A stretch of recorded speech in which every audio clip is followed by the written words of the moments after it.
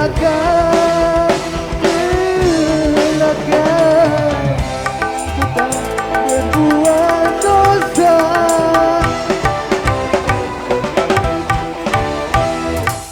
Di hari itu hidup ikut memberikan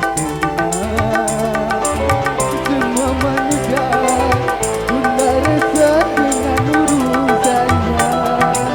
Di hari itu sang ibu lari dari anaknya, tak seorang pun yang dapat menolong sesamanya. Gelagat, gelagat, bagi siapa yang suka meninggalnya.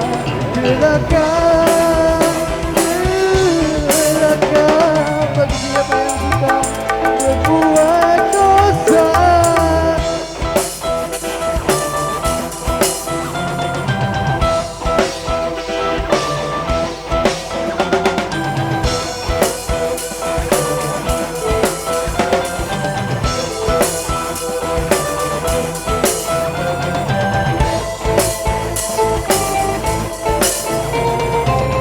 Dan tentunya pada malam hari ini kembali hadir Pak Guntur bersama istri dan juga anak.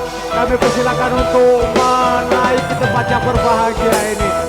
Sekali lagi hadirin undangan yang berbahagia, Bapak Guntur beserta istri dan juga Ananda kami Gonzales.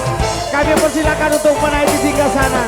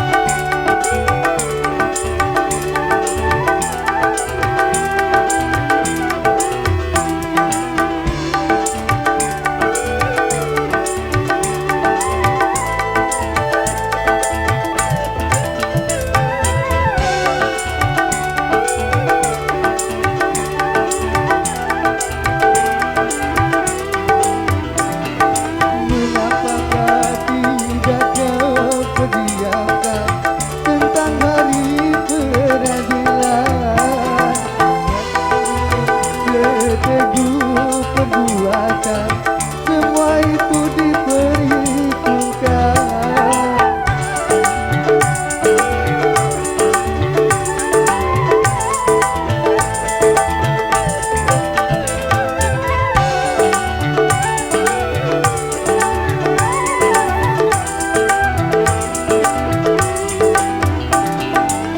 Apakah tidak kau persiapkan tentang hari yang mencekam? Katakan untuk seteguh perbuatan, semua itu diperhitungkan. Selagi masih ada kesempatan bertobat dan beriman, jika nyawa sudah diterongkongan, bersolat